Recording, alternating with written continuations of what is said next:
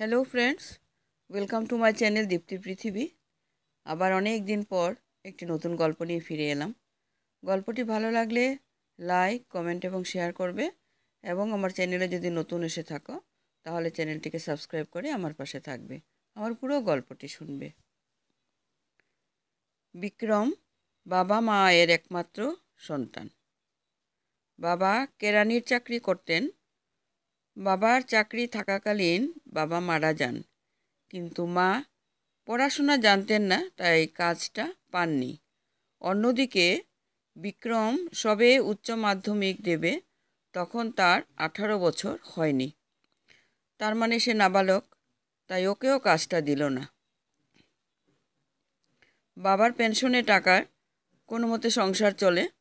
বিক্রম টিউশনি পড়িয়ে নিজের পড়াশোনা চালিয়ে নেয়। এইভাবে বিএ কমপ্লিট করে সে। এরপর একটা কোম্পানিতে চাকরি জোগাড় করে নেয়। বিক্রমরা গ্রামে থাকে, তবে আগেকার মতো প্রত্যন্ত গ্রাম না। ওদের গ্রাম এখন আগের থেকে অনেক আধুনিক। বিক্রমের মা অঞ্জলি দেবী পড়াশোনা তো জানেই না, তার সাথে একটু চালাক চতুরও নয়, এক্কেবারে সেকেলে মানুষ। তাই বাবা মারা যাওয়ার পর থেকে বাইরের সব কিছু বিক্রমকেই সামলাতে হয়েছে। অঞ্জলি দেবী সেকেলে হলেও গোড়া নয়। বিক্রম নতুন কিছু করতে চাইলে তাকে বাধা দেয় না কোনো দিন। বিক্রম নিজের পছন্দের মেয়েকে বিয়ে করতে চায়, তাতে অঞ্জলি দেবী কোনো আপত্তি করে না। ছেলে সুখেই তার সুখ। তার জীবনে ছেলেই একমাত্র সম্বল, তাই ছেলে যেন ভালো থাকে সেই কামনা করে সব সময়। অঞ্জলি দেবীর মনটা খুব সরল, কিন্তু সমস্যা এক জায়গায়, তিনি এখনও সেকেলে ধরনের মানুষ রয়ে গেছেন। এর জন্য প্রতিবেশী আত্মীয়রা অনেকেই অনেক কথা বলে, কিন্তু তিনি কারো কথায় কিছু মনে করে না, গায়ে মেখে নেয়। অঞ্জলি দেবী মাত্র ছেলে বিয়েতে আত্মীয় স্বজন পাড়া পড়শি সবাইকে বলেছেন খুব ধুমধাম না হোক, মোটামুটি আয়োজন করেছেন। এতেই বিপত্তি। বৌমা দেখে আত্মীয় স্বজন বলে, এমন শিক্ষিত আধুনিক বউ ঘরে এনেছ, তোমার সাথে মানিয়ে চলতে পারলেই হয়। তুমি পুরনো যুগের, পুরনো ধারার, আর বৌমা কত আধুনিক, দুজনে একেবারে বিপরীত। তোমার সাথে কতদিন টিকে দেখো, ইত্যাদি ইত্যাদি। আনন্দের দিনে আত্মীয়দের থেকে এমন কথা শুনে মনটা খারাপ হয়ে যায় অঞ্জলি দেবীর। এখানেই শেষ না, পাড়া প্রতিবেশী মহিলার সাথে দেখা হলে তারাও একই কথা বলতে শুরু করে। তোমার বৌমা দেখতে খুব সুন্দর হয়েছে, তবে তোমার বৌমা শহরে থেকে লেখাপড়া করে এসেছে, সে কি তোমার সাথে মানিয়ে চলতে পারবে?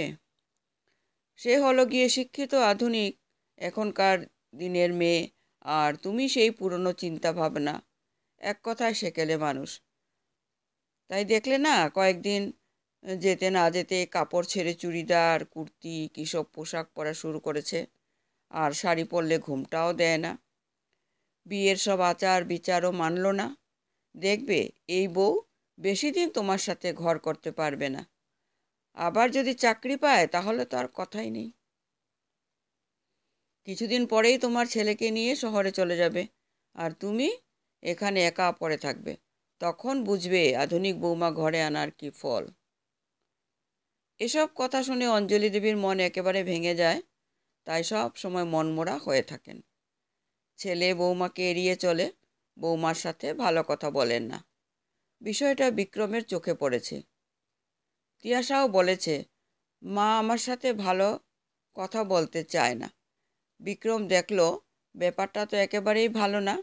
বিয়ের 15 দিন হতে না হতে মায়ের এমন পরিবর্তন।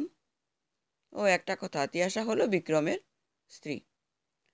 নিশ্চয়ই কিছু হয়েছে, তাই মায়ের কাছে গিয়ে বিক্রম মাকে চেপে ধরে।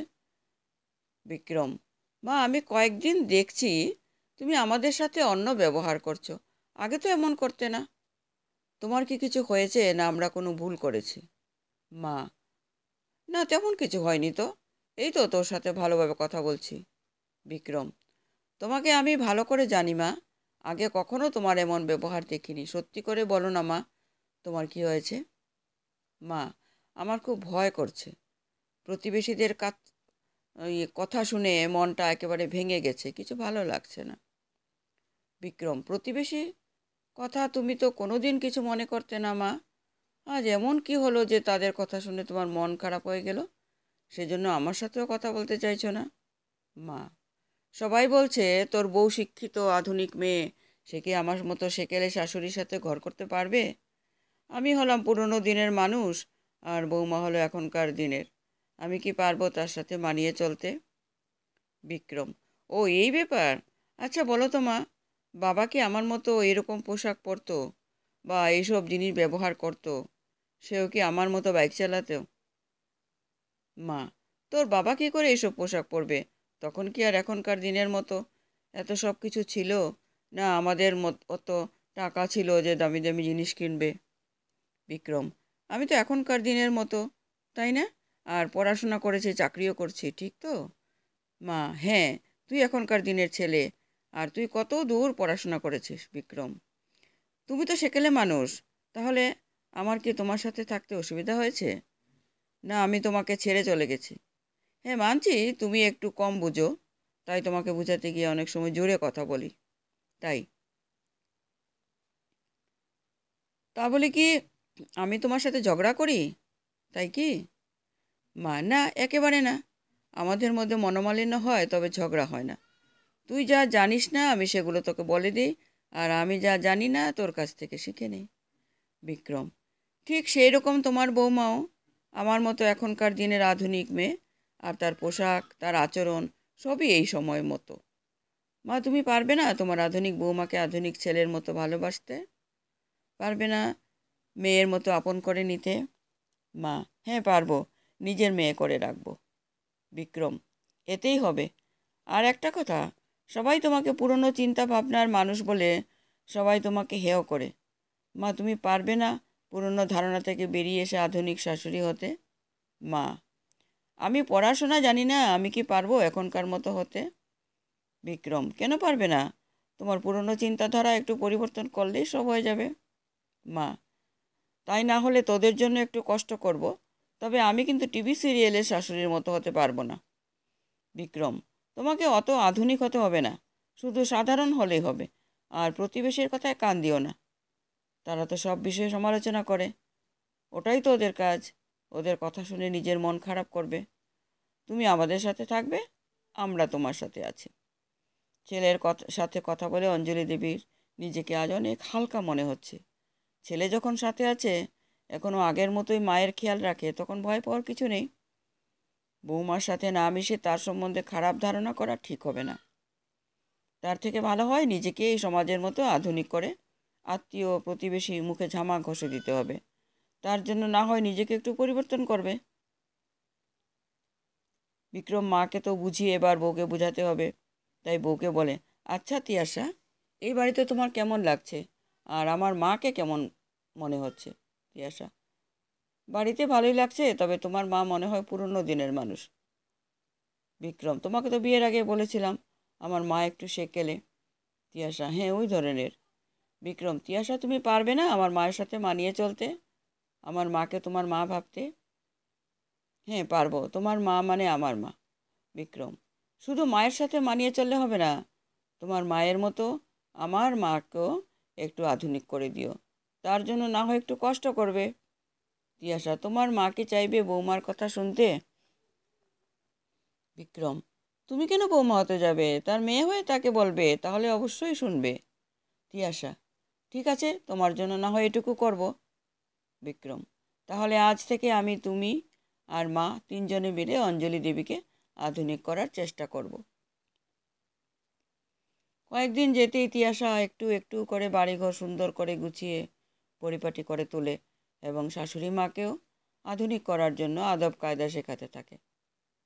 অঞ্জলি দেবী এতদিন যেসব পুরনো নিয়ম মেনে এসেছিল, সেসব যে ভুল, তা তিয়াশা যুক্তি দিয়ে, উদাহরণ দিয়ে বোঝানোর চেষ্টা করে।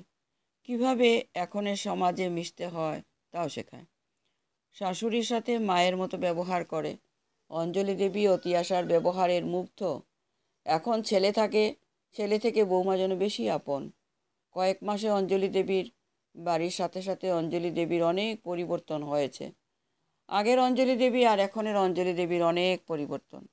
এখন প্রতিবেশীরা বলে, দিদি সত্যি তোমার বৌমা একটা মেয়ে, কয়েকদিনে তোমার বাড়ির সাথে সাথে তোমাকেও কত আধুনিক করে দিয়েছে। আমরা ভেবেছিলাম আধুনিক শিক্ষিত মেয়ে মানে অহংকারী হবে, এই শাশুড়ি সাথে ঘর করতে পারবে না, কিন্তু এই মেয়ের সম্বন্ধে আমাদের ধারণা একেবারেই ভুল। তখন অঞ্জলি দেবী গর্ব করে বলেন, আমার বৌমা শুধু না নিজে আধুনিক না, সাথে শাশুড়িকেও আধুনিক করে দিয়েছে। অঞ্জলি দেবী তিয়াশাকে বলে, বৌমা তুমি আসা এই বাড়ি আগের থেকে কত সুন্দর হয়েছে। আসলে আমাকে আধুনিক আদব কায়দা শেখানোর কেউ ছিল না। যদি আমার কোনো মেয়ে থাকতো তাহলে সে সুন্দর করে দেখিয়ে দিত, কিন্তু ছেলে তো এসবের জন্য সময় পায় না। তবুও যতটা হয় করেছে। এখন বুঝেছি শুধু জিনিসপত্র কিনলে হয় না, তার ব্যবহারও জানতে হয়। তিয়াশা, আপনার ছেলে আমাকে দায়িত্ব দিয়েছে, তার সেকেলে মাকে আধুনিক শাশুড়ি করে দিতে হবে। আমি যতটা সাহায্য করা যায় করেছি, আপনিও অনেক চেষ্টা করেছেন, আপনার জন্যই এই পরিবর্তন সম্ভব হয়েছে। বিক্রম, মা এবার কেউ কিছু বলে দেবে, আধুনিক বৌমা শুধু সেকেলে শাশুড়ির সাথে মিলেমিশে থাকেই না, সাথে শাশুড়িকেও আধুনিক বানিয়ে দেয়। আজকের গল্পটি এখানে শেষ করছি। নমস্কার।